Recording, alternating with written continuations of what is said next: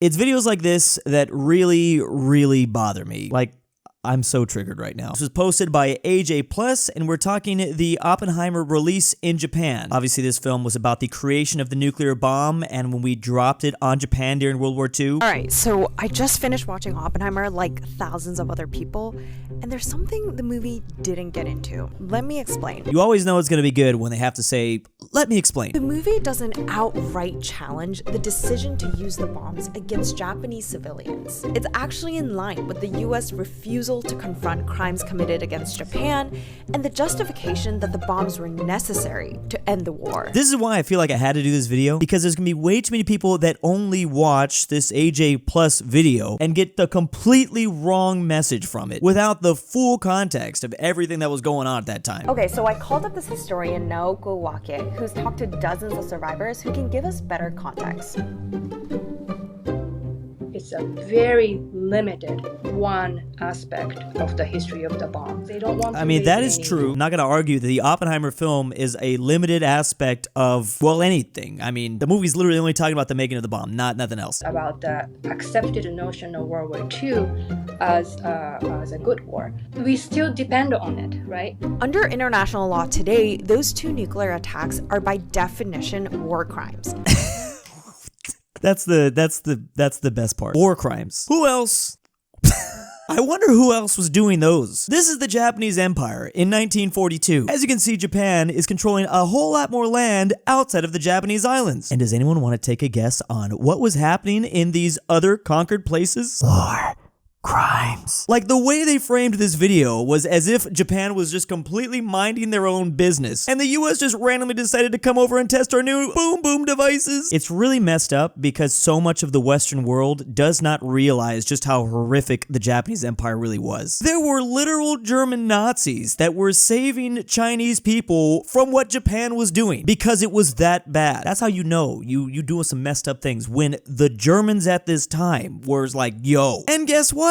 It wasn't just the Chinese that were being massacred. There was the Philippines and Vietnam and Taiwan, and we all know about Korea. Korea still holds a massive grudge to this day with Japan because of all this, and I mean, deservedly so. And the messed up thing about this is there's gonna be people that watch this AJ+ video and be like, oh no, anime land, why did we do this to them? Because Japan has had one of the best PR shifts ever done, I think, by any other country. Like, if you ask any younger Americans what the first thing they think about when they think of Japan, they're gonna say anime or kawaii things or Toyota. But ask those very same Americans what's the first thing they think about when they hear Germany. Yeah, they definitely gonna be thinking about World War II, I'll tell you that. I mean, there's literal memes about it every single day. So I think it's necessary to add a little bit of context for more people, because I guarantee you there's a whole lot of people that do not know what happened at Nanking. Why? Because the majority of victims at Hiroshima and Nagasaki were civilians. The bombings killed around 200,000 people, and I just want to add another thing real quick. Like, can we talk about how this all started? Like, who do you think started this? You know what I'm saying? Couldn't have anything to do with the Japanese attacking Pearl Harbor and beginning the war in the first place. But again, we're gonna just leave that whole part out. Nagasaki were civilians. Civilians. Civilian victims, yes. I wonder who else suffered civilian victims under the Japanese Empire. I just really, these videos that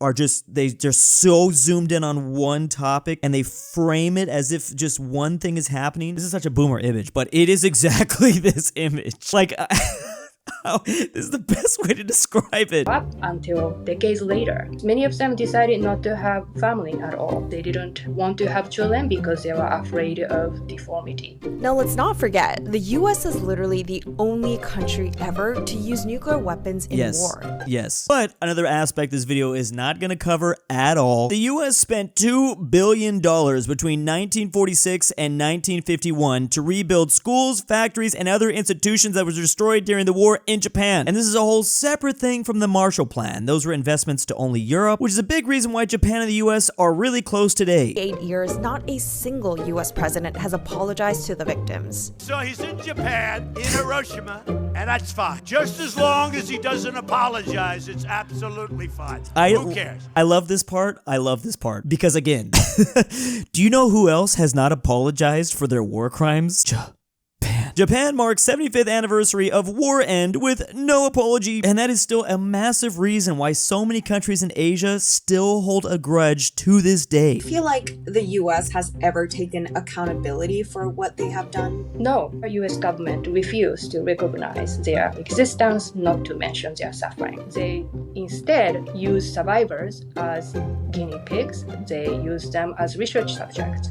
Why do you think the US is so adamant to not take accountability on this issue? Again, I just see way too many people fall into this trap of accidentally defending Imperial Japan when it's really not that hard to figure out, oh, I should probably not do that. It exposes the fact that so-called good war, the image of World War II as glorious war, to lose that is very much a threat against America's national interest as well as national security. By the way, this isn't limited to Hiroshima and Nagasaki. This fits perfectly with America's pattern of avoiding accountability for crimes committed. And this part is fine. That's a whole nother subject, because that's definitely true. The US absolutely avoids accountability for crimes they've done. But this is not the way to frame this video. This is not the context you want to use to talk about this. Like, there's so many other things you could use. Take a look at the Marshall Islands. The people there say the government has not fairly compensated them for the lasting health and environmental effects of 67 nuclear bomb tests. My fellow historian Ron Swengenberg, he mentioned something that's a stereotypically American thing to do. I understand, like, you know, whatever, this news agency wants to talk about Oppenheimer because that's, you know, the headlines. It won a bunch of Oscars. It's just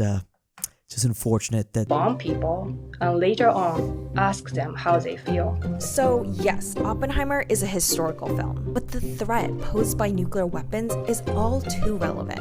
9 countries currently possess that. I feel bad for this girl. I feel like she's just trying to do her job, trying to create interesting content. She definitely did that. She definitely got a lot of reactions because this post has absolutely been blowing up on Twitter. Like this guy just talking about the numerous horrific things that Japan did in World War II. This getting at 70,000 more likes than the original video did, which gives me hope. Like we are helping to educate more people about this. Oh, I'm so sorry you and your no German allies were defeated. Great. Now show us the Nanking pictures. Like it really does make me happy. Like I feel like the West is becoming more educated about this issue that typically was only really talked about in Asia. Because of course in the West, we mainly talk about all the horrible things that Germany did. So yes, Oppenheimer is a historical film, but the threat posed by nuclear weapons is all too relevant. 9 countries currently possess thousands of nuclear weapons, with the United States and Russia having about 90% of them. Russia having so why does it matter how the US talks about Hiroshima and Nagasaki? Well, if the US avoids reckoning with its past usage of nuclear weapons, it raises the concern of how they may be used in the future, and against whom. I don't know. Nice try, AJ+. I mean, you messed up when Twitter themselves had to add, this is misleading.